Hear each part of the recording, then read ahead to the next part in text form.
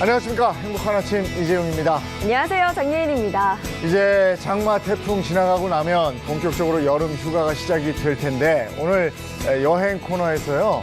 1년에 딱 한 번만 개방하는 그야말로 여름 한정판 여행지를 여러분께 소개해 드리겠습니다. 놓치지 마십시오. 네, 그리고 매주 금요일은 각 분야의 명사들을 모시고 다양한 이야기 들어보는 강연이 준비되어 있는데요. 오늘은 금전 거래와 관련된 이야기 들어보겠습니다. 금요일입니다. 행복한 아침 지금 시작합니다.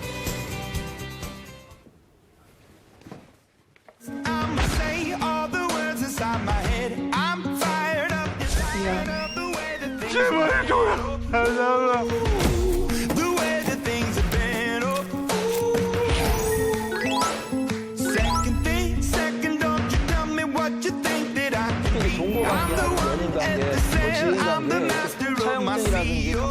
취약 채무자 특별 감면 제도, 이게 지난 8일부터 시행이 됐는데 3년 동안 빚을 성실히 갚으면 나머지 빚은 탕감해 주겠다.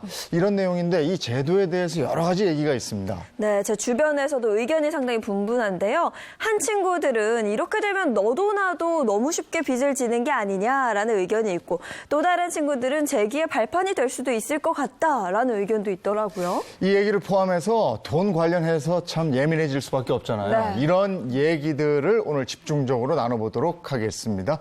돈 관련 강의를 해 주실 분입니다. 이인철 변호사, 어서 오세요.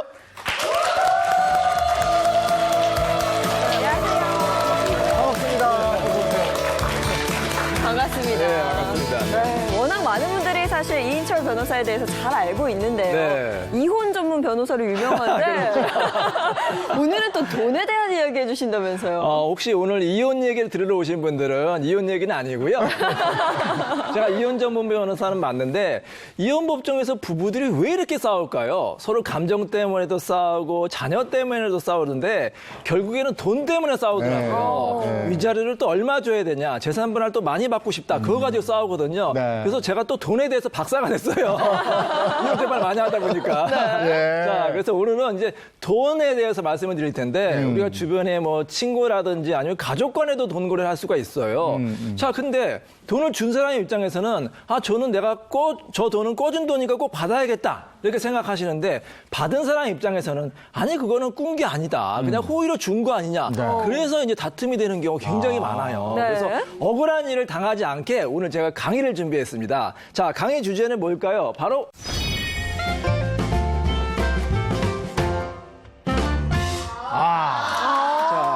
알면 안 당한다, 금전거래의 모든 것입니다. 자, 이 법을 잘 몰라가지고 굉장히 억울한 일을 당하시는 분이 있어요. 근데 여러분 오늘 강의만 딱 잘 들으시면 억울한 일 안 당하게 제가 열심히 강의하도록 하겠습니다. 기대해 주세요. 알겠습니다. 오늘 경청하면 우린 안 당하는 거예요. 네? 자, 박수로 강의를 청합니다.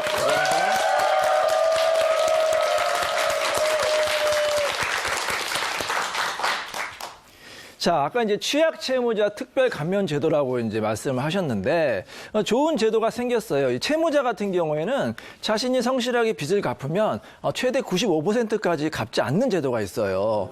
자, 그러면은 채무자 입장에서는 굉장히 좋은 제도라고 생각할 수 있겠죠. 하지만 반대로 채권자 입장에서는 내 돈을 받을 수 없다. 또 억울한 제도가 생길 수가 있어요. 그래서 이 제도에 대해서 간략하게 설명을 드릴게요. 일단 이거 취약 채무자만 대상이 되고요. 기초생활수급자라든지 중증 장애인, 70세 이상의 고령자, 그다음에 장기 소액 연체자 같은 경우에는 3년 동안만 성실하게 빚을 갚으면 최대 95%까지 빚을 탕감받을 수가 있습니다. 네. 이런 제도가 생겼으니까 신용회복위원회 한번 참고하시기 바랍니다. 네. 근데 어쨌든 이 제도가 정착이 돼서 악용되지 않고 정말 어려운 분들이 재기하는데 발판이 됐으면 하는 바람입니다. 이인철 변호사 오늘 나오신다고 그래서요. 많은 분들이 질문을 해왔어요. 그래서 저희가 좀 추려봤는데 금전 관련해서 궁금증이 참 많으시더라고요. 네. 첫 번째 사연부터 제가 좀 전해드리겠습니다. 30대 남자입니다. 저는 결혼을 생각했던 여자가 있습니다. 어느 날 여자의 집 사정이 어려워지면서 집이 압류됐습니다. 여자는 제게 전세 자금을 해달라고 부탁을 했었고 저는 흔쾌히 여자 명의로 전세 계약을 해줬습니다. 그런데 여자가 바람을 피워서 헤어지게 됐습니다. 황당하게도 여자 쪽에서는 자기 명의로 전세를 들어놨으니 그 전셋집에서 그 바람난 남자와 살림을 차리겠다고 하더군요. 이런 일이 있습니까? 그러니까요. 여자의 명의로 계약했던 전세 제가 해제하고 돈을 돌려받을 수 있을까요? 아니 어떻게 이런 경우가 있습니까? 아니 사연을 듣는데 사이다 없이 고구마 한 100개 먹은 것 같아요. 어떻게 이런 경우가 있죠? 야, 어머. 근데 이런 경우가 네. 종종 발생합니다. 그래요? 제가 얼마 전에도 어떤 네. 사무실 어떤 여성분이 오셨는데 어떤 남자분하고 이제 교제를 한 거예요. 근데 그 남자분은 좀 돈이 많았던 것 같아요. 네. 그래서 한 1년에서 2년 정도 교제를 했는데 그만 이 여성이 다른 남성을 만나게 됐어요. 그러니까 이 남성이 굉장히 화가 나서 여성한테 소송을 한 겁니다. 소장을 듣고 찾아온 거예요. 근데 이 남성이 이 여성한테 쓴 비용이라든지 또 고가의 선물 같은 걸 사줬거든요. 네. 그 비용을 다 내놔라. 그 비용이 무려 1억 원이 넘는 겁니다. 그런 소송을 받고 이제 찾아왔는데 자 여기서 정말 조심하셔야 돼요. 이 여성분이 이 돈을 다 지급해야 되는 경우 있고 네. 또 그렇지 않은 경우도 있습니다. 이 남자분의 입장에서 보면은 그 돈을 다 전부 다 받을 수도 있고 한 푼도 받지 못하는 경우가 생길 수가 있어요. 네. 특히 이 사건 같은 경우에는 이 사람들이 아직 결혼을 하지 않았잖아요. 결혼을 하지 않고 동거만 했을 경우에는 우리 법이 보호를 하지 않습니다. 그래서 설령 다른 사람이 잘못을 해도 위자료를 받을 수가 없고요. 네. 재산분할도 한 푼도 받지 못하는 경우가 발생을 할 수가 있습니다. 그래서 정말 조심하셔야 되겠습니다. 자, 그래서 가장 중요한 것은 뭐냐? 바로 확실한 증거와 신속한 대응. 그게 가장 중요한데요. 네. 자, 그렇다면 금전대회에서 확실한 증거가 뭘까요? 글쎄. 그게 바로 증거? 차용증입니다. 차용증. 차용증. 금전거래에서 가장 중요한 건 차용증인데요. 네. 그래서 제가 차용증을 한번 작성을 해왔어요. 여러분이 차용증 작성 방법을 잘 모르시니까 이렇게만 작성하시면 여러분 걱정 안 하셔도 될 것 같습니다. 자, 차용증을 한번 볼까요? 자, 바로 이겁니다. 한번 보시죠. 뭐 어렵지 않습니다. 이렇게 A4 용지에다가 종이에다가 일단 제목을 잘 쓰시면 돼요. 차용증. 뭐 가끔 어떤 분은 현금 보관증 이렇게 쓰시는데 그렇게 쓰지 마세요. 현금 보관증이면 이게 애매합니다. 뭐 값이라고 쓰시는 분도 있고. 뭐 애매하니까 확실하게 이제 제목을 쓰시고 네. 그다음에 채권자는 이제 돈을 꿔주는 사람이에요. 네. 제가 예를 들어서 친구한테 돈을 꿔줬으면 저의 이름을 이제 작성하시면 되고요. 네. 그다음에 채무자의 인적 사항이 중요합니다. 왜냐하면은 이 차용증은 결국은 채무자에 대한 증거가 되는 거기 때문에 네. 채무자에 대한 성함과 그 사람의 연락처, 주민등록번호 가장 중요한 게 바로 주소예요. 왜냐하면은 주소를 안 적으면 나중에 소송을 할 때 어디다 대고 소송을 할 수가 없는 거예요. 반드시 주소를 알아야지만 소장이 송달되니까 주소를 꼭 기재를 하시고요. 그다음에 차용금은 원금을 기재하셔야 됩니다. 내가 얼마를 꽂았느냐 이걸 정확히 기재하시고 그다음에 변제기 돈을 갚은 날짜를 기재를 하셔야 돼요. 네. 예를 들어서 1년 후, 뭐 10년 후 이게 기재를 꼭 하셔야 되고요. 그다음에 이자를 또 받아야 되잖아요. 돈을 꿔주는 사람 입장에서는. 근데 이자를 무한정 받을 수 있는 게 아니고 딱 법에서 정해져 있습니다. 1년에 24%까지만 받을 수가 있어요. 뭐 돈을 꿔주는 사람 입장에서는 이자를 많이 받고 싶겠죠. 그래서 뭐 네. 50%, 뭐 70% 약정할 수가 있는데 24%까지만 이제 법에서 인정을 하고요. 만약에 이자 약정을 하지 않았으면은 법정 이율은 연 5%를 받을 수가 있습니다. 그다음에 이제 또 채무자는 채권자에게 위 금원을 변제할 것을 약속합니다. 이런 다짐 문구를 이제 기재하시고 그다음에 이 차용증 작성 날짜를 기재하시고 그다음에 마지막에 중요한 게 있어요. 자, 이렇게만 쓰면 끝나는 게 아니에요. 가장 중요한 게 빠졌는데 그게 뭘까요? 다 작성했는데. 가장 중요한 거? 네. 이거 뭐 도장을 지장? 찍거나. 그렇죠. 도장을 찍어야 됩니다. 네. 사인을 하거나. 만약에 도장을 찍지 않으면 어떻게 될까요? 휴지 조각이 되는 거예요? 맞아요. 그냥 휴지 조각 되는 거예요. 네. 왜냐하면 상대방이 이거는 내가 작성한 건 맞지만 도장을 안 찍었다. 도장을 안 찍으면 법적 효력이 발생하지 않습니다. 예. 자, 근데 여러분 도장도 여러 가지 도장이 있잖아요. 네. 여러분 그냥 문방구에서 아무나 찍을 수 있는 도장이 있죠. 막도장 같은 거. 막도장 같은 건 찍으시면 안 되는 거예요. 왜 안 될까요? 막도장을 찍으면 나중에 친구가 뭐라고 하느냐? 그거 제가 찍은 게 아닌데요. 이렇게 발뺌할 수가 있어요. 네. 증거라는 거는 상대방이 빠져나갈 수 없는 확실한 증거가 좋은 겁니다. 네. 그리고 여러분 사인들 많이 하시잖아요. 사인도 조금 불안하긴 해요. 예를 들어서 우리 이재용 아나운서가 네. 친구한테 돈을 꺼주고 그냥 이재용 이렇게만 사인한 거예요. 근데 나중에 만약에 이재용 아나운서가 나쁜 마음을 먹고 그거 제가 사인한 거 아닙니다. 이렇게 우기면 여러분 그거 입증할 수 있어요? 예. 이재용 아나운서의 평소의 필적을 감정할 수 있어요? 힘들거든요. 그래서 사인보다는 도장이 좋고 도장도 막도장보다는 무슨 도장이 좋을까요? 인감 도장이 좋아요. 근데 요즘 여러분 기술이 발전해가지고 인감 도장도 위조할 수가 있어요. 위조가 안 되는 절대적인 도장이 있습니다. 여러분 지금 다 갖고 계세요. 이거 지장. 그렇죠, 지장. 이걸 지장이 최고로 좋습니다. 지장을 찍으면은 그 친구가 나중에 자기가 안 했다고 우길 수가 없어요. 왜냐하면 지문은 다 누구나 사람마다 다르고 또 금방 식별이 가능하기 때문에 중요한 서류 같은 게 반드시 도장, 지장을 찍으시기 바랍니다. 근데 얼마 전에 제가 이런 일이 있었어요. 이제 어떤 아주머니 분이 이제 이혼 소송을 하는데 이제 남편하고 이혼 소송하는데 남편이 이제 폭행도 하고 폭언도 해가지고 굉장히 괴로우셨어요. 황혼 이혼하시는데 그분이 재산이 굉장히 많으셨어요. 그래서 이제 이혼 소송을 당하니까 남편이 위기감을 느낀 거예요. 그래서 내가 좀 이혼 소송을 좀 안 했으면 좋겠다. 좀 취하해달라. 아내한테 설득을 하니까 아내분이 안 된다. 계속해서 남편한테 속았잖아요. 그러니까 남편이 이렇게 얘기를 하는 거예요. 그럼 전 재산을 주겠다. 줄 테니까 취하해달라. 그러면 아내가 좋아요, 주십시오. 그래서 그 자리에서 이제 썼어요. 이제 뭐 차용증, 각서 같은 걸 써서 전 재산을 주겠다. 근데 마침 인주가 없는 거예요. 도장을 찍을 수가 없잖아요. 네. 자, 그래서 아내가 어떻게 했을까요? 인주가 없으니까. 피를 낸 건 아니고, 그 넣어 다니라고. 깜드백에서 립스틱을 꺼내신 거예요. 빨간 립스틱 꺼내서 남편의 이제 여기다 손가락에다 묻혀가지고 딱 도장을 찍어 오셨어요. 근데 감쪽 같아요. 그것도 효력이 있습니다, 여러분. 급하면 빨간 립스틱을 가지고 다녔어요. 가급적이면 분홍색보다는 빨간 립스틱이 좋습니다. 저는 혈장을 찍은 줄 알았어요.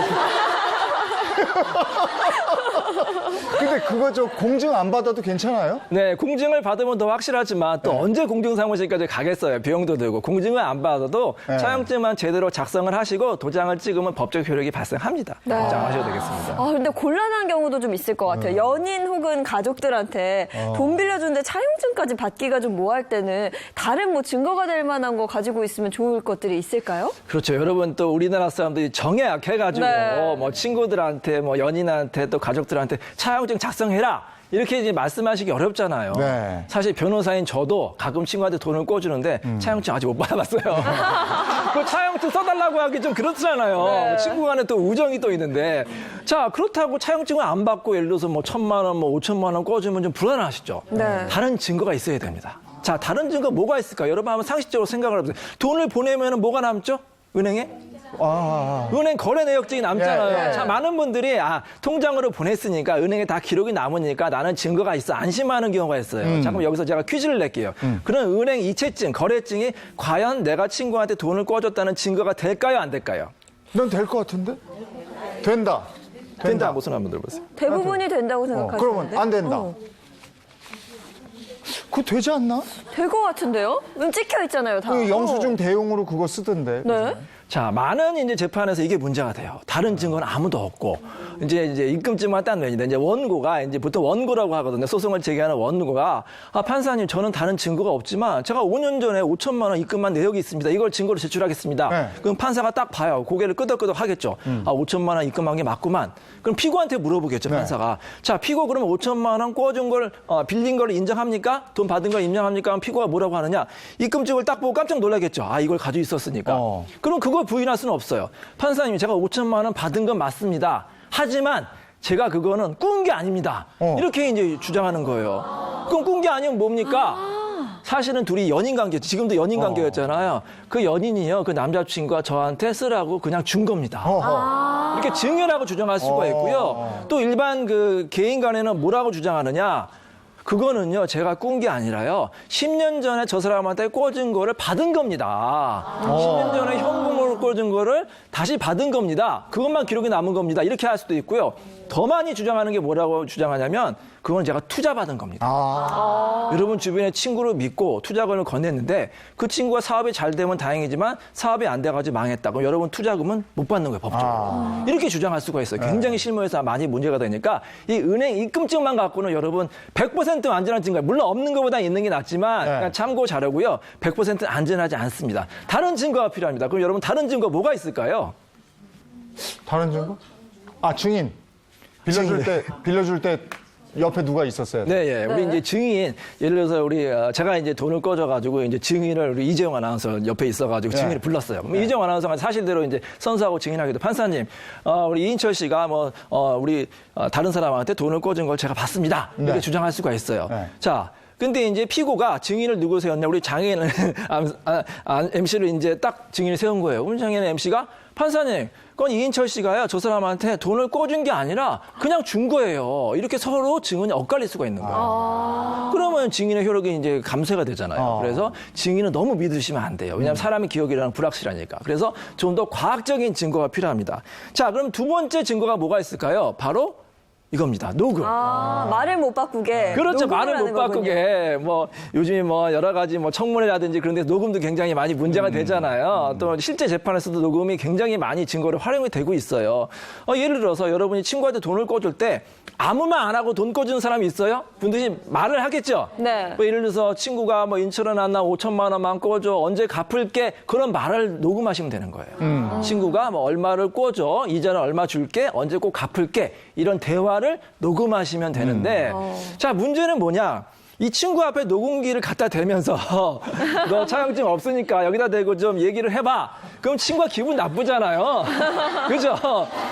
또 전화 통화하면서 스마트폰 통화하면서 이제 녹음 버튼이 있어서 녹음 많이 하시는데 나 너랑 통화하는 거 녹음할게 이렇게 이제 녹음하시면 좀 기분 나쁘잖아요. 그래서 네. 대부분의 사람들이 그냥 상대방한테 얘기 안 하고 몰래 녹음하는 경우가 있어요. 핸드백에 몰래 넣거나. 자, 그럴 경우에 과연 이게 괜찮을까요? 혹시 처벌되지 않을까요? 어떨 것 같아요? 처벌된다. 처벌 안 된다. 요즘에 녹음 잘못하면 처벌되던데. 아니 근데 내 목소리가 들어가면 괜찮다고 들은 것도 같은데. 그래요? 네. 본인의 목소리가 들어가면? 다른 사람 거 녹음하면 안 되는데 내가 있는 자리 거는 괜찮다고 그러잖아. 네. 그래요? 그렇습니다. 우리 통신비밀보호법에 보면은 제3자가 그러니까 여러분 이 자리에 없는 사람, 예를 들어서 저랑 여러분 강의를 듣고 있잖아요. 근데 어떤 사람이 저를 너무 좋아하는 거예요. 그래서 몰래 여기다 녹음기 설치해놓고 그냥 나가신 거예요. 그럴 경우에 불법이 돼요. 왜냐하면 제3자가 몰래 녹음한 거기 때문에. 근데 이 대화 당사자, 같이 있는 사람이 이제 동의 없이 녹음하는 것은 통신비밀보호법에 따라서 처벌이 되지는 않아요. 네. 다만 이제 얼마 전에 판례가 나왔는데 이런 사건이 있었어요. 이제 선생님들이 교무실에서 막 싸웠어요. 선생님들도 가끔 싸우시거든요. 네. 근데 가끔 다른 선생님이 어떤 선생님이 막 큰 소리를 내는 거예요. 그래서 다른 선생님이 그걸 녹음을 했어요. 저 사람이 큰 소리를 한 걸 내가 증거로 삼아야겠다.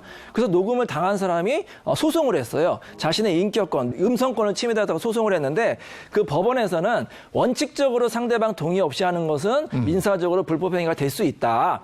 다만 정당한 목적이 있거나 자기를 지키기 위해서는 괜찮다. 이렇게 해서 이제 불법성을 인정하지 않았거든요. 네. 그래서 가급적이면 상대방의 동의를 받고 녹음하는 게 필요하긴 해요.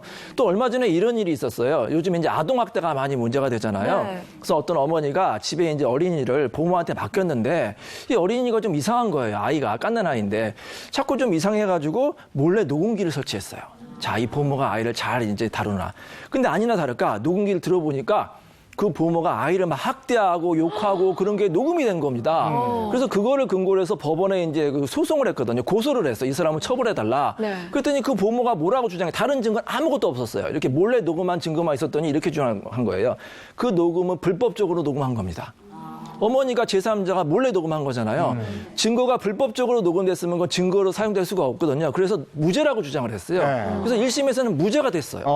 그 녹음이 불법이기 때문에. 근데 항소심에서는 유죄가 됐습니다. 네. 그 녹음을 인정을 했어요. 왜 녹음이 인정이 됐을까요? 몰래 녹음을 했는데. 자, 이렇게 됐어요. 이 통신비밀보호법에 보면은 타인 간의 대화를 몰래 녹음하면 처벌한다고 돼 있어요. 네. 근데 2심 판사님이 이렇게 본 거예요. 자, 지금 깐난 아이하고 보모하고 대화하고 있어요? 아니죠. 대화한 게 아니잖아요. 네. 아이는 대화할 능력이 없잖아요. 네. 일방적으로 학대한 거라서 그건 불법이 아니라고 해서 처벌했습니다. 이런 사건이 있으니까. 훌륭하신 판사. 네, 본정하신 판사님. 그렇군요. 그것도 한번 참고해 보시기 바랍니다. 예, 예. 자, 그러면 녹음도 못했다. 그럼 마지막 증거는 뭐가 있을까요? 바로 문자입니다. 요즘 SNS, 톡, 문자 많이 하시잖아요. 네. 문자로 예를 들어서 인출하나 1,000만 원만 꿔줘 언제 갚을래 그런 이제 서로 대화하는 거를 톡이라든지 문자로 남기면은 이제 증거가 또 될 수가 있습니다.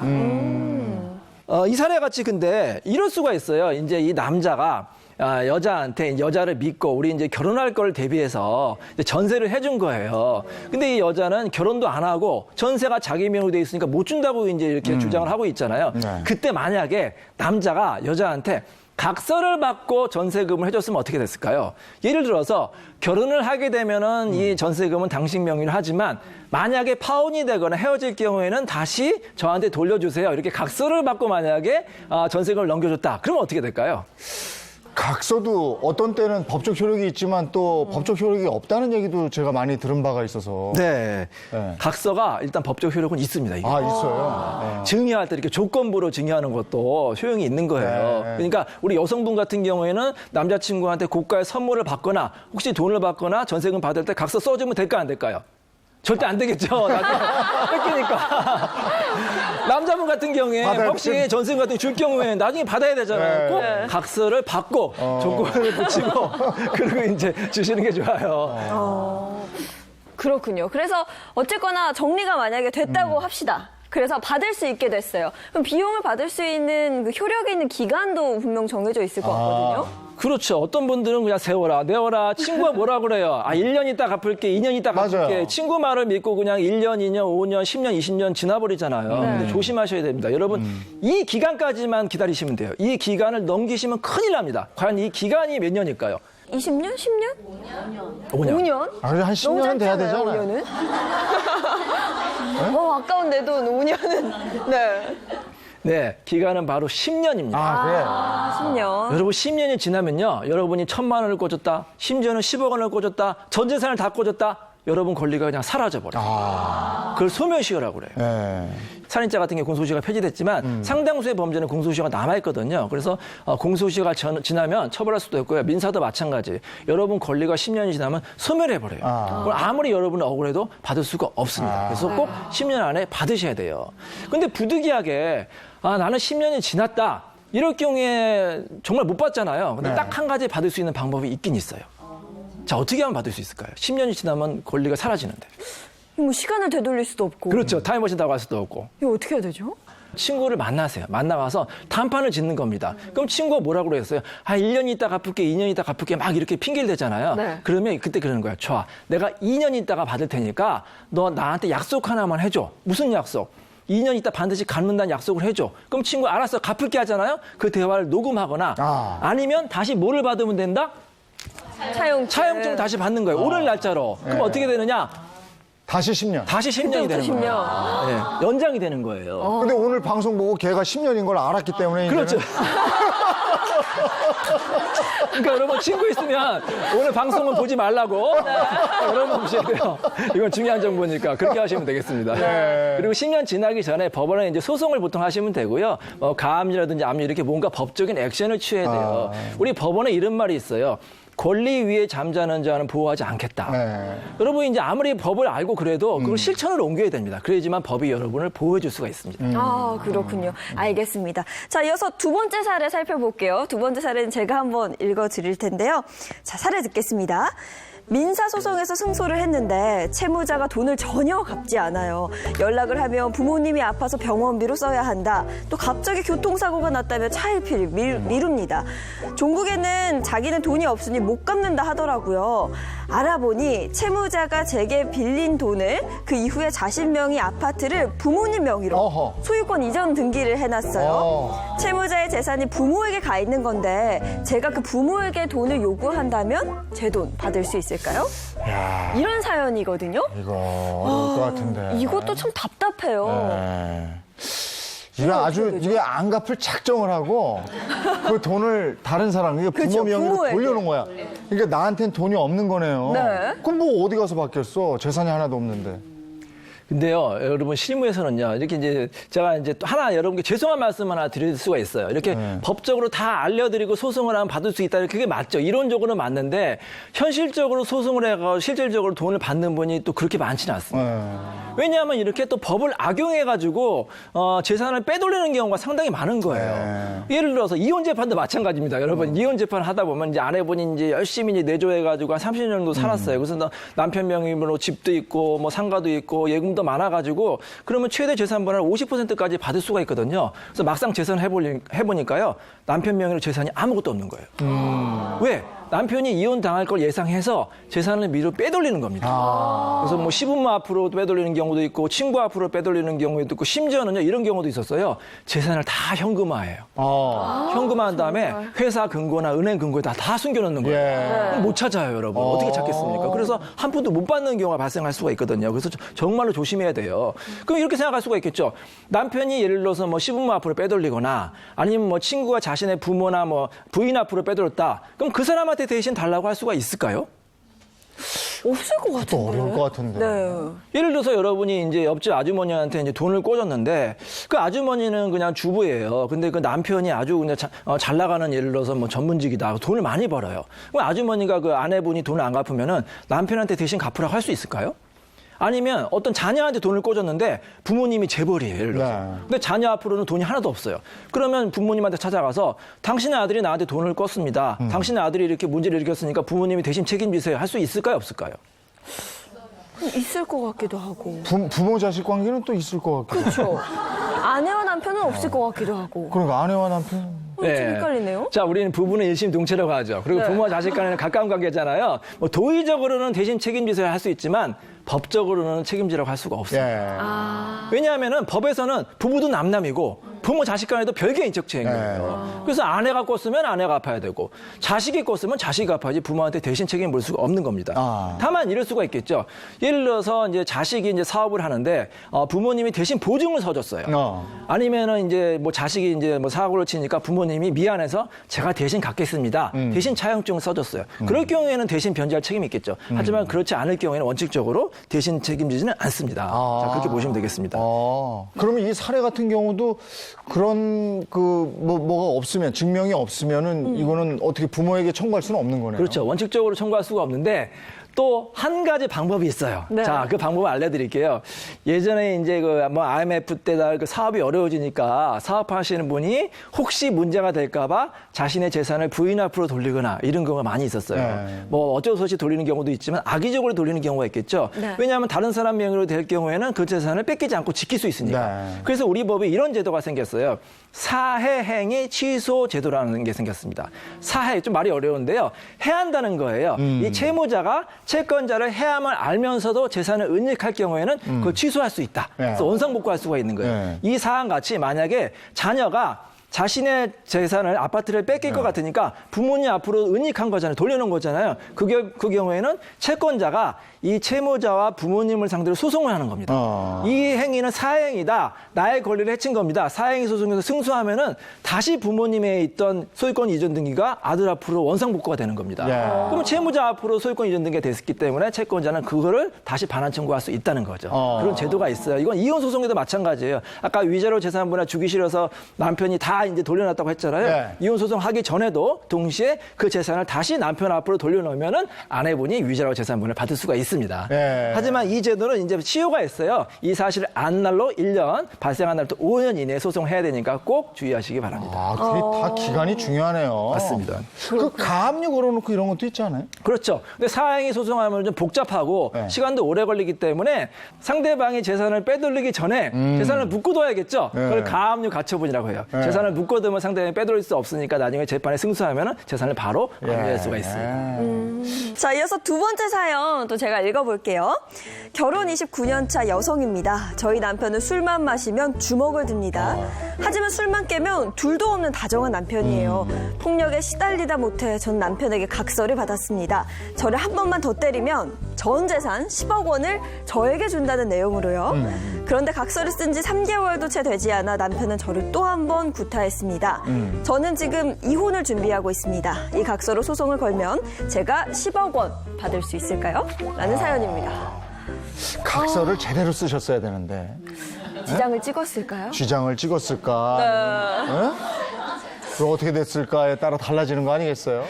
각서 뭐 이렇게 이제 보통 쓰시죠. 이제 여기다 A4 용지에다 각서라고 쓰시고 뭐 생명 이몽령 보통 이제 잘못한 남편이 쓰잖아요. 이몽령 이렇게 쓰는 거예요.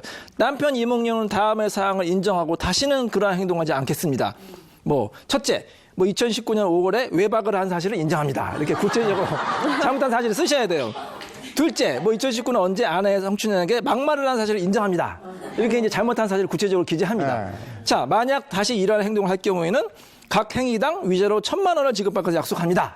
이렇게 쓰고 날짜 쓰고 이제 남편 이제 도장 찍고 이렇게 이제 작성을 하는데 네. 자, 그럼 과연 이대로 효력이 발생을 할까요, 안 할까요? 어떨 것 같아요? 이건 발생할 것 같은데요. 아니 근데 사인하거나 그러면? 부부간에 뭐 저런 거는 네. 효과가 없다 이런 얘기 저도 들었어요. 그래요? 저 아는 선배 중에도 각서 많거든 그분. 근데 아무 효과가 없더라고. 뭐 각서를 뭐 10장 가져오신 분도 있고 20장 가져오신 분도 있어요. 자, 근데 예전에는 실무에서 이 부부간의 각서의 효력을 별로 인정하지 않았어요. 네. 아, 그거는 이제 그냥 다짐의 의미고 또 남편이 또 뭐 쓸기만 쓸 수도 있고 그래서 별로 각서의 효력을 인정하지 않았는데 얼마 전에 이런 일이 있었습니다. 이제 방송인이 이제 아내분이 이제 부부 생활이 좀 힘드셨나 봐요. 네. 남편이 이제 잘못을 한 거예요. 큰 잘못을 했어요. 그래서 각서를 받았습니다. 이 당신이 남편이 잘못한 것을 인정하시고 그다음에 거기에 대한 위자료로 뭐 수억 원을 지급한다. 이런 각서를 이제 작성을 하고 결국 이혼까지 하시게 됐는데 그 방송인이 재판을 했어요. 이 각서대로 수억 원을 달라. 그래서 승소했습니다. 전부 받을 수가 있었어요. 그래서 요즘에는 네. 실무에서도 이 구체적으로 작성을 한 거고 또 아까 구체적으로 썼잖아요. 외박을 할 경우에 뭐 1,000만 원. 네. 구체적인 액수가 있으면 효력이 발생할 수 있으니까 각서는 기재하는 게 좋습니다. 꼭 각서만으로 이것도 역시 공증 안 받고 그냥 각서만 가지고 있으면. 예, 공증을 받으면 더 좋지만 네. 언제 또 공증까지 받으러 가겠어요. 밤에 늦게 들어왔는데 그 자리에서 막 제대로 쓰시면 돼요. 아. 근데 각서를 받을 때는 주의점이 있어요. 일단은 도장을 꼭 받으셔야 되고 도장을 꼭 받으셔야 되고 2장을 받는 게 좋습니다. 가급적이면. 자, 왜냐? 한 장만 받잖아요. 여러분이 이제 각서 받았으니까 안심하고 주무시겠죠? 그럼 남편이 몰래 일어나서 가서 찢어버려요. 변호사님, 저 각서 10장이 있었어요. 가져오세요. 옛날에 있었는데 없어요. 믿어주세요. 저는 믿죠. 근데 판사는 못 믿잖아요. 네. 없으니까. 그래서 각서는 2장을 받으시고 한 장은 여러분 집에 잘 보관하시고 한 장 얻다가 친정집에다가 잘 보관하셔야지. 남편이 찾아갈 수 없어요. 그래야 되겠네. 중요한 서류는 꼭 2장을 보관하시기 바랍니다. 예. 그런데 만약에요, 술에 취해서 각서를 썼다거나 혹은 협박을 받아서 각서를 쓰게 되면 저는 법적 효력이 없는 걸로 알고 있거든요. 그 협박인지 술인지 어떻게 알겠어? 그러네요. 네. 그렇죠. 이제 법정에서 많이 듣는 얘기예요. 법정에서 아내분이 각서를 내면은 남편분이 뭐라고 하냐. 판사님, 저 그거요. 그냥 아내가 강요해서 쓴 거예요. 그거 억지로 쓴 겁니다. 남편이 다 쓴 거 그냥 제가 사인만 한 겁니다. 네. 심지어는 아내가 때린다고 해서 썼어요. 아니면은 제가 술에 만취해서 기억이 안 납니다. 이렇게 주장을 하는 경우가 있거든요. 네. 정말로 남편의 말이 맞다면 그 각서는 무효가 되겠죠. 네. 아니, 협박에 의해서 작성하거나 아니, 술에 만취해서 작성한 거는 무효라고 해요. 그럼 판사가 뭐라고 하는지 아세요? 남편한테 그거를 입증하세요 그래요. 뭐를요? 당신이 협박받았거나 술에 만취해서 찍었다는 걸 입증하세요. 아니 각서에 쓰면은 여러분 술에 만취해서 찍었다고 써 있어요? 안 써 있죠. 입증이 안 되는 거예요. 그러면 이제 각서가 효력이 없을 수가 있어요. 심지어는 이런 경우도 있어요. 이제 어떤 아내분이 남편이 각서를 다 썼는데 도장을 안 찍는 거예요. 굉장히 안타깝잖아요. 그래서 이 도장만 찍으면 되는데 해가지고 남편이 술에 취해 잠들 때 몰래 여기다가 인주에 찍어서 찍어버린 거예요. 자, 남편이 깜짝 놀라겠죠. 아니 이거는 제가 안 찍은데 혹시 아내가 잠잘 때 제가 찍은 것 같습니다. 자, 그럼 판사가 그러겠죠. 입증하세요, 그래요. 당신이 잠잘 때 찍힌 거 입증하세요. 이거 어떻게 입증해요? 그래서 요즘 남편들은 주무실 때 이러고 주무신다고. 그러면 됩니다. 장갑. 근데 이 각서를 취소할 수도 있어요. 예, 취소할 수가 있죠. 예를 들어서 남편이 썼는데 너무너무 잘한 거예요. 외박도 계속 안 하니까 아내가 그럼 용서해 주겠다. 그러면 남편이 그럼 각서 좀 다시 새로 써주세요. 그러면 옛날 각서를 파기하고 새로운 각서를 쓰면 그 최근 각서가 효력이 생깁니다. 예, 알겠습니다. 예, 장갑 끼고 자. 자, 이번 사연 제가 읽을게요. 저희는 평생 농사를 지으며 20억 재산을 일군 70대 노 부부입니다. 저희 첫째 아들이 계속 사업에 실패해서 살던 집까지 날리게 돼 평생 부모를 공경하겠다는 내용의 효도 계약서를 받고 10억 원을 증여했습니다. 그런데 그 약속을 지키기는커녕 또 사업에 실패하고 재산을 더 달라 요구합니다. 효도 계약 어긴 아들을 상대로 물려줬던 10억 원을 돌려받을 수 있을까요? 아유, 돌려받아야죠. 근데 궤심죄예요. 네. 근데 이게 괘씸하긴 한데 네. 받을 수가 있겠냐고 이거를. 아, 아니 받아야 사업하다 되는데. 다 날렸다는데 이미 다 날렸기 때문에. 뭐 어떡하겠냐고. 그리고 더 달라고 하는 게 더 괘씸해요. 그러니까. 요즘에 이제 우리 법원에서 이제 유행하는 소송이 하나 있어요. 소위 무슨 소송이냐? 불효 소송이라고 해요. 불효 소송. 불효 소송이 뭐냐면 부모님이 자식을 상대로 하는데 그 자식이 불효자예요. 그래서 이제 우리가 쉽게 이제 불효 소송이라고 하는데 이럴 수가 있어요. 이제 부모님이 이제 평생 모아둔 이제 집이 하나가 있는 거예요. 근데 아들이 어머니 아버지 저 사업하니까 그 집 좀 저 앞으로 해주세요. 그럼 제가 효도 잘할게요. 이렇게 이제 말로 이제 약속을 한단 말이에요. 그럼 부모님이 그 말을 듣고 아들한테 줘요. 그래 아들아 그러면 이 사업장을 잘 쓰고 나한테 효도해야 돼. 네. 그리고 이제 딱 줘요. 그 다음에 어떻게 될까요 아들이? 찾아오지도 않는 거예요. 자기들만 잘 먹고 잘 살고 부모님은 네. 나몰라라 하는 거예요. 그럼 뭐 부모님이 얼마나 괘씸하겠습니까? 제가 얼마 전에 실제 상담한 것도 그래요. 어떤 할머니 분이 오셨는데 아들을 상대로 소송하고 싶다는 거예요. 아들이 뭐 하시는 분입니까? 아주 잘 나가는 회사의 지금 임원이에요. 우리나라에서 최고 명문대학교를 나오고 정말 아들을 위해서 그 어머님이 온갖 헌신 다 하시고 희생 다 하신 거예요. 그래서 이제 결혼도 하고 어머님이 갖고 있던 유일한 집도 아들 줬는데 아들이 그 다음에 연락도 없는 거예요. 찾아가도 문전박대 당하고. 그리고 너무너무 괘씸해가지고 눈물 흘리면서 아들을 상대로 소송을 해달라. 그래서 제가 그러면 소송을 해드리고 싶지만 못 해드렸어요. 왜냐? 해봐야 뻔하게 짓게 뻔하니까. 그렇게 그냥 일반적으로 소송하면은 질 수가 있어요. 이 사건 같은 경우에도 이 효도 계약을 좀 받긴 받았는데 조금 아쉬워요. 이대로만 하면은 패소할 가능성이 높습니다. 자, 왜 패소를 해야 할까요? 이 사건 같은 경우나 아까 그 할머니 같은 경우나. 불효자 아들한테 재산을 줬는데 네. 왜 패소를 할까요? 부모님이요. 명확하게 뭘 안 해놔서 그런가? 그렇죠. 그러니까요. 이것도 뭔가 썼어야 돼요. 뭐 확실하게 도장을 했어야 찍고. 되는데. 그렇죠. 뭐든지 애매하면 안 되는 거예요. 여러분, 계약서도 애매하면요. 재판에서도 애매하게 질지 뭘지 이길지 몰라요. 뭔가 확실한 게 좋습니다. 효도 계약서도 좀 확실하게 구체적으로 작성을 해야 돼요. 제가 그래서 또 준비했습니다. 자, 제가 좀 준비가 절차한데요. 네. 이 효도 계약서를 작성을 하는데 확실하게 구체적으로 작성하는 게 좋아요. 자, 이것도 A4 용지에다 쓰시면 됩니다. 제목을 잘 쓰시고요. 효도 계약서. 그러면 이제 효도를 받는다는 계약서죠. 보통 이제 부모님이 자식한테 준다는 재산이 있잖아요. 무슨 아파트, 무슨 상가, 무슨 예금을 자식한테 증여한다. 그냥 이렇게만 쓰면 안 되겠죠. 여기에 대한 조건, 효도에 대한 조건을 다는 거예요. 여러분 이제 생활비 받으셔야 되잖아요.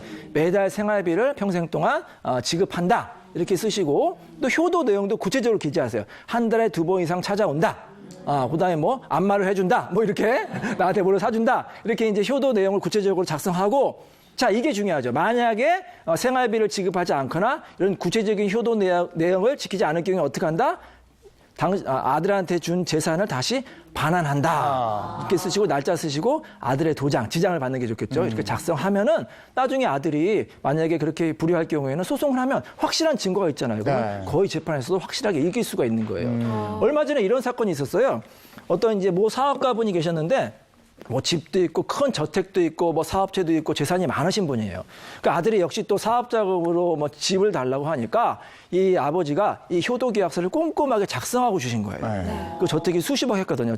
저택을 이제 증여했는데 아들이 이제 그 집에 오긴 왔는데 가끔 오고 뭐 2-3달에 한 번씩 오고 어머니를 막 구박을 하면서 어머니가 좀 편찮으셨거든요. 어머님한테 그냥 요양병원에 가세요. 내가 모시기 귀찮습니다. 막 그렇게 불효를 하니까 아버지가 괘씸해서 소송을 했어요. 그 사건에서 아버지가 승소했습니다. 효도 계약서 잘 쓰면 승소할 수가 있고 또 굳이 자식을 상대로 소송을 하라는 게 아니라 자, 이 계약서를 쓴 자식하고 안 쓴 자식하고 누가 더 효도할까요?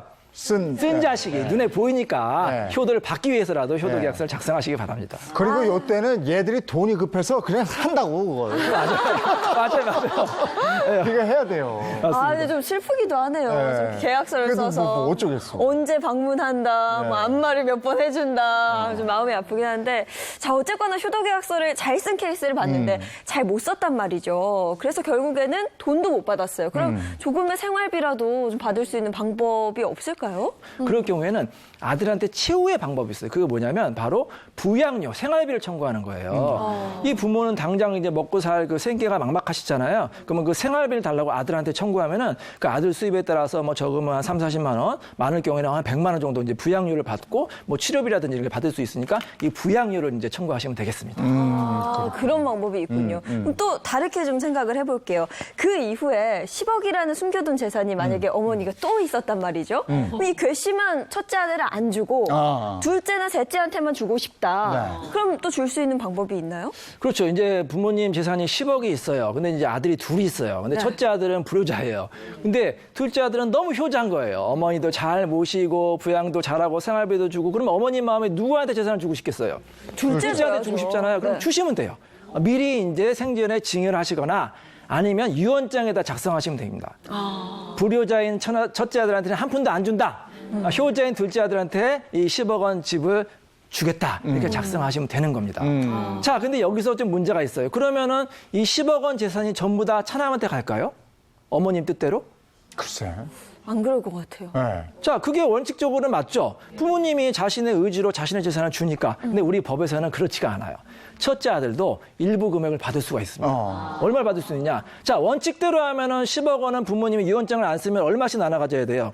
큰아들, 반반. 둘째 아들 반반, 5억씩 나눠 가져야 되잖아요. 그럼 큰아들은 지금 한 푼도 못 받았잖아요. 네. 큰아들은 자신의 동생한테 5억 원의 절반인 2억 5천만 원 유류분을 청구할 수가 있어요. 그래서 그 유류분은 어쩔 수 없이 인정을 해 주셔야 됩니다. 그것도 아까워요. 그건 뭐 어쩔 수 없네요. 아유, 네. 그러니까 그 바로 주지 마시고 네. 가지고 좀 쓰세요. 맞습니다. 맞습니다. 네, 맞습니다. 우리 부모님들이 그냥 못 쓰고 맞습니다. 있다가 애들한테 맞아요. 다 뺏겨. 맞습니다. 예. 가만히 보시면은 이 재산을 안 주고 꽉 쥐고 계셨다가 조금씩만 이제 주시는 분들은 평생 효도 받는 경우가 많고 네. 미리 주시면 효도 못 받는 경우가 있으니까 여러분 재산은 끝까지 가지고 계시기 바랍니다. 오늘 저 귀한 시간 내주셨는데 네. 저 정리 한번 해주시죠. 예, 제가 이제 법정에서 이제 많은 분들이 싸우는 걸 보잖아요. 뭐 부부끼리도 싸우고 가족끼리도 싸우는 거 보면은 참 안타까워요. 네. 그래도 옛날에 사랑했던 사람이고 지금 사랑하는 가족인데 뭐 이렇게 돈 뭐 1, 200만 원, 1천만 원 가지고 싸우나. 그래서 이제 한두 푼 깎으면은 그분들이 그냥 마음이 좀 불편하시더라고요. 근데 가끔 어떤 분은 통 크게 양보하시는 분이 있어요. 그래, 내가 좀 여유 있으니까 이 돈 갖고 당신 아이들하고 잘 살아. 그러면 그분들이 고마워하시고 나중에 이분이 또 잘 되는 경우가 있거든요. 돈보다는 항상 사람이 중요하다는 것을 꼭 기억하시기 바랍니다. 감사합니다. 네, 이인철 변호사와 함께했습니다. 고맙습니다. 고맙습니다.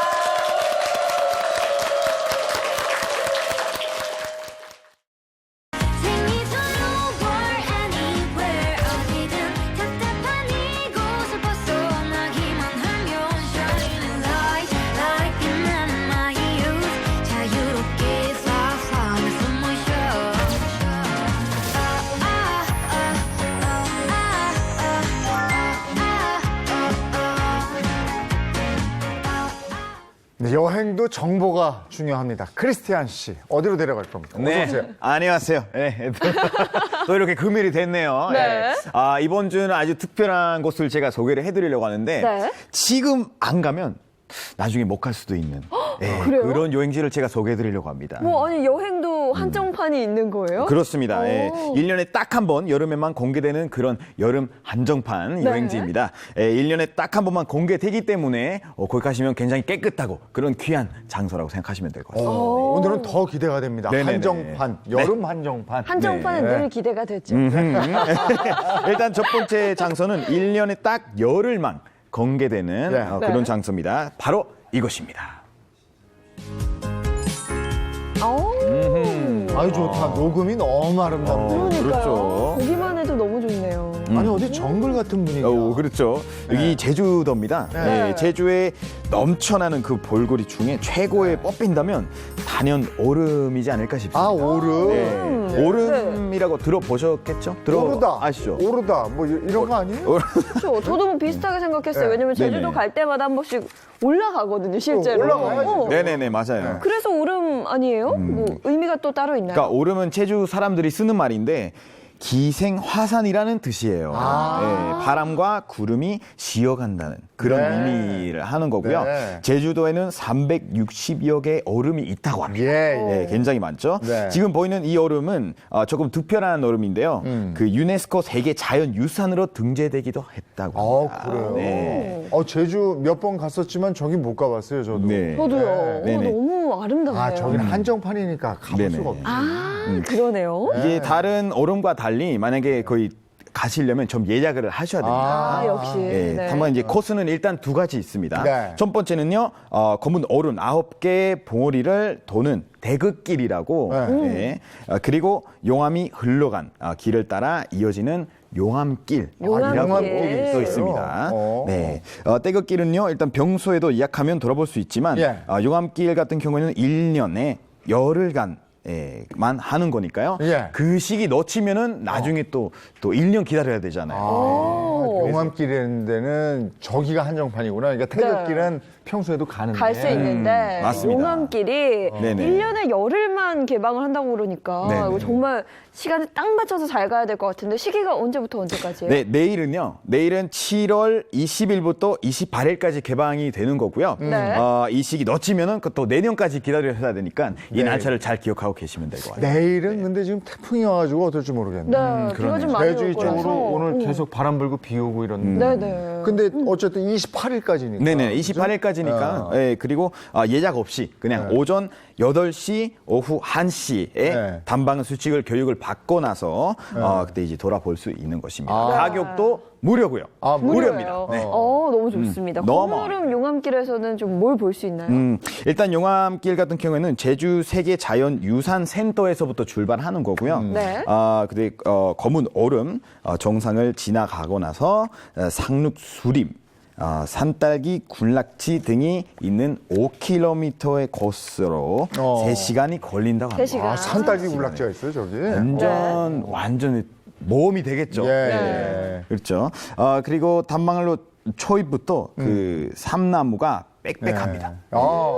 그리고 정말 미지의 세계로 들어가는 약간 관문 같은 그런 느낌이 드실 겁니다. 아까 우리가 사진으로 봤습니다만 원시림 같은 정글 같은 느낌 잠깐 네네네. 있었거든요. 네. 오름 저도 몇 군데 가봤는데 오름에 이렇게 올라갈 때 민둥산 같은데 네네. 바람이 많이 불고 그래서 그랬는데 저기는 원시림 같은 분위기고 이색적인 분위기가 있네요, 확실히. 네. 이것이 정말 신기한 게 그 해발 약 350m로 비교적 그 평탄한 길인데 가는 곳마다 그 온도와 그 습한 그 느낌이 느껴져요. 그래요? 너무 좋아요. 350m인데? 350m. 근데 서울에도 인왕산이 338m인가 그렇거든요. 그럼 참 근데 거기 산책길처럼 돼 있어서 이제 도시민들이 가기 좋은데. 네. 근데 여기는 그거보다도 저 낮은 거 아니에요, 지금?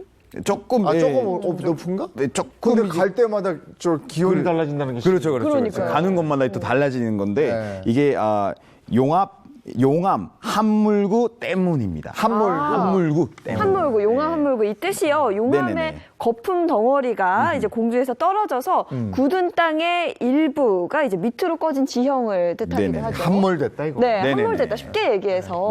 맞습니다. 거기 네. 안에 그 치아의 그 선선한 공기가 느껴진다고 합니다. 네. 그래서 이곳의 선선한 온도와 여름 그 날씨와 약간 섞여 있어서 그 다양한 식물도 많이 볼 수 있어요. 예. 날 더울 때 피서용으로 너무 좋은데요. 아, 그럼. 선선하고 또 시원하다고 하니까 네, 맞아요. 피서용으로 좋을 것 같아요. 맞아요. 네. 그래서 용긴길에는 피서로 좋은 장소 또 있습니다. 또 하나가 있는데 네. 일단 동굴입니다. 네. 동굴인데요. 일단 지금 이름이 좀 어려운데 좀 한번 읽어주시면 안 될까요?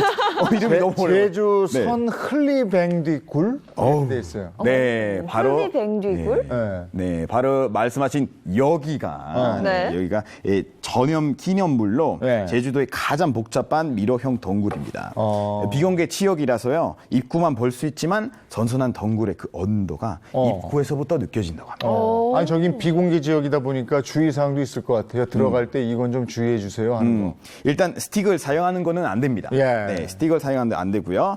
자연이 훼손될 수 있기 때문에 네. 이거는. 그리고 방금 소개한 동물처럼 비공개 지역은 가지 않은 게 제일 좋고요. 네, 가지 말라는 데 가지 네네네. 마라. 네. 그 빼고는 다 그냥 자유로워요. 예. 네. 다른 건 그게 신경 안 써도 될 것 같습니다. 네, 해설사에서 해설을 들으면서 또 자율적으로 검은 오름을 둘러볼 수도 있다고 하니까요. 맞아요. 또 날도 더워질 때 좀 선선하게 피서지로 찾으시면 좋을 것 같습니다. 맞습니다. 네, 다음 여행지도 소개해 주시죠. 네, 제가 올여름은 한식 개방하는 특별한 비서지를 소개를 해드릴까 합니다. 일단 사진부터 보여드리겠습니다.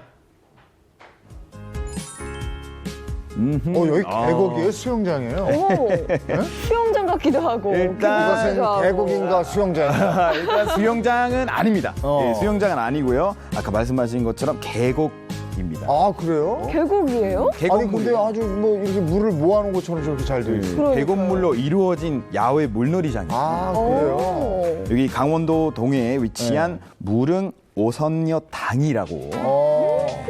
야, 그러니까 자연의 느낌을 그대로 해서 해놓은 거예요. 그죠? 네, 정말 계곡물이라 왠지 더 시원할 것 같기도 하고. 원래 시원하죠? 네. 여기서는 8월 20일까지 개방한다고 합니다. 그리고 무엇보다는 가격도 무료입니다. 아, 그래요? 그게 그냥 무료예요? 공짜로 갈 수 있어요. 아니, 이름도 무릉 오선녀탕 아니야. 네. 그러니까 저기서 오선녀가 놀고 간 거 아니에요? 네, 맞아요. 여기서 뭐 시원한 계곡물에서 네. 물놀이 재밌게 하실 수 있습니다. 예. 네. 또 근데 야외 저게 표정이 다양하다면서요. 사실은 계곡에서 놀려고 하면은 불안해요. 네. 저희가 이게 물 세기도 다르고 있죠. 깊이도 다르고 네. 그리고 바위들이 또 이렇게 날카로운 것도 있고 그래서 있죠, 네. 있죠. 아이들끼리 그냥 놀아라 이러기에는 좀 불안한데 저기는 전혀 그럴 게 없네요. 여기서는 실제로 가족 단위 관광객이 많이 찾아온다고 합니다. 예. 네. 그 야외 불장이 5개나 준비되어 있으니까요. 공간도 굉장히 넉넉해요. 그러네. 무엇보다도 산이 둘러싸인 공간에서 물놀이를 즐길 수 있다는 거 너무 신선한데요. 저는 좀 걱정이 되는 게 어떤 거요? 계곡에서 놀고 나면 꼭 씻기가 좀 애매해요. 옷을 갈아입기도 힘들고 네. 그런 부분들이 계곡 가기 좀 꺼려지더라고요. 네, 맞아요. 하지만 여기 가시면 그런 걱정하실 필요가 없습니다. 예. 왜냐하면 여기 다리실, 샤워 시설은 이제 다 갖추고 있고요. 그리고 화장실까지 준비되어 있으니까요. 예. 그런 걱정을 안 하셔도 됩니다. 특히 올해는 데크를 추가로 설치를 해가지고 예. 휴식 공간도 지금 이제 준비 다 돼 있습니다. 마련돼 있어요. 다. 강원 동해라는 건데 저렇게 해놓고도 저게 무료라니까. 그러니까요. 그래요. 얼마나 좋아요. 무료라는 점이 가장 솔깃하네요. 저 괜찮네. 원래 그래요. 여기 무료면 예. 제일 최고예요. 네. 네. 손녀들이 놀다 갔더니 뭐. 그러니까요. 한번 체크를 해두시면 좋을 것 같고요. 다음 여행지도 소개해 주시죠. 네, 이게 계절마다 혹시 생각나는 꽃이 있으신가요? 계절마다 생각나는 꽃. 그래, 우리는 봄, 여름, 가을, 겨울이 다 있어요. 다 있으니까요. 네. 이렇게 막 날씨가 더워지면 생각나는 꽃이 따로 있으신가요? 더워지면 저는 장미. 장미, 네. 장미도 괜찮고. 장미 생각도 나고. 장미, 연꽃이었던 거. 연꽃. 아, 그쵸? 요즘에 연꽃이구나. 네. 연꽃이 시즌이 시작했어요. 아, 멋지죠, 연꽃. 그래서 연꽃의 끝말, 정결, 네. 순결. 아, 그게 그래서 그런가 보다. 이거는 저 진흙 속에서도 피잖아요. 맞아요. 아우, 너무 이쁘죠. 네. 네, 그래서 그런 꽃말이구나, 그래서. 이렇게 연꽃을 좋아하는 사람들에게 또 새로운 감동을 네. 받을 준비하세요. 야, 저게 정말. 찍어놓으니까 더 이쁘네요. 오. 이렇게 감동적인 연꽃 구경하기 좋은 장소입니다. 오, 장소가 또 있는 거예요? 네네네. 장소가 있는데 이름이 해야댐 생태습지. 어렵네요. 어려워요. 어려워요. 해야댐 생태습지. 네네네. 해야댐 생태습지. 생태습지. 한번 자연스럽게 해볼게요. 오. 저기 해야댐 생태습지예요. 괜찮죠? 괜찮죠? 자, 한국 사람 같죠? 네. 해야댐 생태습지. 근데 이게 뭐 울산에 있다면서요? 네네네. 울산에 있는 곳이고요. 네, 네. 여기서 1년에 딱 한 달 개방되는 곳이고요. 올해는 오늘 19일부터 8월 25일까지 쉬는 날 없이 네. 쭉 하는 거예요. 30일간 입장을 할 수 있습니다. 저기는 이제 연꽃이 피는 시기에 맞추다 보니까 네네. 1년에 딱 그 시기만 하는 거네요. 네. 근데 와, 저렇게 아름다운 곳이 있었네요. 네. 이게 실제로 2012년부터 개방을 했었는데 네. 잘 안 알려져 있어요. 그래서 사람들이 잘 모르고 있었고 네. 연꽃 거의 단지가 마을을 둘러싸 있고 예. 너무 멋있어요 여기는. 네. 그리고 뭐 동물도 그 고라니라고. 그래서 고라니 거기서 이제 뭐 뛰어노는 모습도 볼 수 있기 그래요? 때문에 그만큼 자연이 유지돼 보존이 있다. 돼 있다. 네, 보존이 돼 있다라고 생각을 하시면 됩니다. 그런데 야생동물이라는 건데 좀 네. 위험한 거 아니에요? 야생동물은? 여기서 이제 담방할 때는 같이 가는 사람들이 있어요. 일단 네. 문화 해설사 2명, 그리고 담당 공무원 2명, 그리고 안전 요원이 2명 같이 이렇게 동행을 하면서 하는 건데요. 예. 그 요원들이 막대기로 이렇게 바닥을 탁탁을 하면서 그 야생 동물이 다가오지 않게끔 하는 거죠. 울산의 회야댐 생태습지. 생태습지. 코스는 어떻게 돼요? 코스는 일단 완복 4km 거리 되는 거고요. 네네. 여기 굉장히 끝나고 나서 그것도 아주 그 얼음을 이렇게 동동 이렇게 띄운 그런 시원한 연근차까지 준비돼 있으니까. 아, 그래요? 뭐 기가 막히죠. 그러면 뭐 오늘 가도 되고 내일 가도 되고 아무 때나 가면 되는 거예요? 이게 좀 날짜는요, 좀 모르겠지만 일단 인원이 제한이 돼 있습니다. 인원이 제한돼 있고요. 오전과 오후 50명씩. 그리고 하루 100명만 들어갈 수 있기 때문에 정해져 있구나. 네. 훼손시키지 않으려고. 네네네. 미리 담방 신청을 하셔야 되는 부분이 있습니다. 네. 전화가 아니면 아래 지금 우리가 보여드릴 예, 거기 예. 이제 홈페이지에 들어가시면 그 담방 신청을 하실 수 있습니다. 네. 그리고 또 주의할 게 또 한 가지 있습니다. 네. 네. 여기 들어가시면 등산화나 운동화를 신고 가셔야 됩니다. 예. 왜냐면 또 슬리퍼 신다가 다시 돌아오게 되는 그런 케이스들이 있기 때문에 네. 그런 거 잘 주의하고 계시면 될 것 같아요. 4km니까 이제 그냥 걷는 거리로 해서 1시간 정도 걸리는 거리인데 네. 주변 봐야 되고 이러니까 네. 천천히 구경하시면 1시간 반 뭐 이렇게 되잖아요. 네. 맞아요. 슬리퍼는 좀 무리가 있을 수도 있죠. 맞아요. 네. 운동화나 등산화 그렇죠. 네. 네네. 예. 착용하셔야 될 거야 같고. 알겠습니다. 네. 네네. 또 다음 여행지 알려주시죠. 네, 일단 뭐 날씨가 더워지면 밤에 돌아다니는 사람들이 좀 많아지고 있잖아요. 그렇죠. 밤이 낫지. 아무래도 저 낮엔 너무 더우니까요. 맞아요. 못 선선할 걸어다녀요. 때 네. 다니는 게 좋죠. 그래서 이번 주 네. 그 더위를 피할 수 있는 밤에 그런 여행지를 소개해드릴까 합니다. 일단 사진부터 보여드리겠습니다. 운치가 역시 있는데 밤이네요. 네. 여기 운치가 있어요. 네. 여기서 구례군 마산면에 있는 화엄사입니다. 저 화엄사입니까? 네. 화엄사. 네. 저희가 국보를 가장 많이 보유한 사찰이에요. 네. 네? 넉 점이 있어요, 국보가. 네. 또 보물이 8점이 있고 이래요. 그 외에도 아주 저 문화재가 다수 보유하고 있는 곳이에요. 엄청 아름답니다. 지리산 올라갈 때 그쪽 왼쪽으로 있는 그 절인데. 네. 보기만 해도 굉장히 아름다운데 근데 사실 사찰은 밤에 공개가 안 되는 걸로 알고 있거든요. 네, 맞아요. 그 내일 7월 20일부터 8월 20일까지 한 달간 오후 10시까지 야간 개방이 되고요. 네, 그리고 내일부터 산사에서 아늑한 그 밤을 보낼 수 있으실 겁니다. 그래요? 이거 한국 사람을 보면 이거 아름다운데 사실 너무- 외국인들 봤을 때 이거 정말 기가 막혀요. 저건 신비롭지 않아요? 외국인들이 맞아요. 보면 신비로울 거야. 너무 예뻐요. 정말. 저런 불빛하며 저 왜 밤에도 하늘이 파랗게 보이는 게 맞아요. 있어요. 저희 실제로 직접 가봐서 네. 낮에는 봤죠. 낮은 봤는데 이렇게 밤에 보는 건 색다를 것 같아요. 그리고 저희가 지리산 자락이에요. 그리고 저 개울물 흐르는 소리들이 이렇게 탁 나고요. 그 밤에 나는 소리들이 있어요. 이렇게. 네네. 그리고 저기서는 별이 막 쏟아지지 않아요? 정말 그냥 끝내주게 보이는 거예요. 너무 좋겠다. 우리가 도시에서 별 볼 일이 없잖아요. 네. 맞아요, 여기 맞아요. 가면 기가 막히죠. 빛도 많으니까. 그리고 저도 최근에는 못 가봤는데 예전에 갔을 때 보면 기가 있어. 네. 기가 있어요? 예, 예. 기가 있다고요? 예. 기가 뭔지 아세요? 기요? 네. 그 에너지가 아닌가요? 그렇죠. 에너지? 크리스티안 에너지가 있잖아요. 에너지?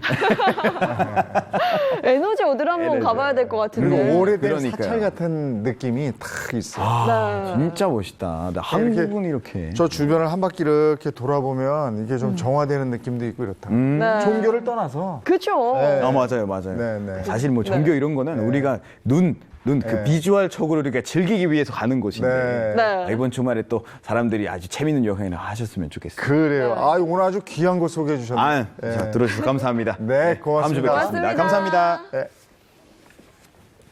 자, 이제 날씨 알아볼까요? 오늘 날씨 진짜 이렇게 관심 가지고 좀 보실 필요가 있죠. 네, 굉장히 중요합니다. 제5호 태풍 다나스가 북상 중이기 때문인데요. 이미 제주와 남해안에는 많은 양의 비가 내리고 있습니다. 자세한 날씨 상황, 야외 현장 연결해 보도록 하겠습니다. 김혜연 캐스터. 네, 서울은 고요하기만 합니다. 오늘 서울 등 중북부 지역은 종일 흐린 가운데 33도 안팎의 찐통 더위가 찾아오겠고요. 충청, 이남 그리고 제주로는 장맛비가 이어지겠습니다. 여기에 제5호 태풍 다나스가 북상 중에 있기 때문에 더 큰 피해가 우려되는 상황이니까요. 오늘 날씨 보다 꼼꼼하게 참고하셔야 합니다. 장마전선은 제주와 남해안에 걸쳐 영향을 주고 있습니다. 이들 지역을 중심으로 호우특보가 내려진 가운데 호우경보로 단계가 점차 강화되고 있는데요. 시간당 30mm 이상의 물폭탄이 쏟아지면서 지금까지 제주엔 200mm 이상의 비가 내렸습니다. 이어서 제5호 태풍 다나스가 북상하고 있습니다. 상하이 남동쪽 해상을 지나고 있는데요. 내일 새벽 서귀포 서쪽 해상을 지나 오후에 남부 내륙을 관통하겠고요. 밤엔 포항을 거쳐 동해상으로 빠져나갈 것으로 예상됩니다. 내일까지 제주 산지 많은 곳엔 무려 700mm 이상, 일부 남해안도 500mm 이상의 물폭탄이 쏟아지겠고요. 영동과 남부지방도 최고 150mm, 서울 등 그 밖의 중부엔 10에서 70mm가 내리겠습니다. 게다가 매우 강한 바람이 동반됩니다. 초속 20m 정도면 도로 위 운전이 불가능할 정도인데요. 남부와 제주에 최대 순간 풍속 30m, 산지에서는 무려 50m에 달하는 바람이 몰아치겠습니다. 비는 모레 오전 서쪽 지역부터 그치겠습니다. 당분간 낮 기온이 30도 안팎에 그쳐 크게 덥지 않겠습니다. 이미 남부와 제주로는 태풍 예비특보가 내려져 있습니다. 이례적으로 매우 심한 폭우가 동반되니까요. 산사태나 침수 등 수해로 인한 피해 입지 않도록 철저히 대비하시기 바랍니다. 지금까지 상암동 DDMC에서 날씨였습니다.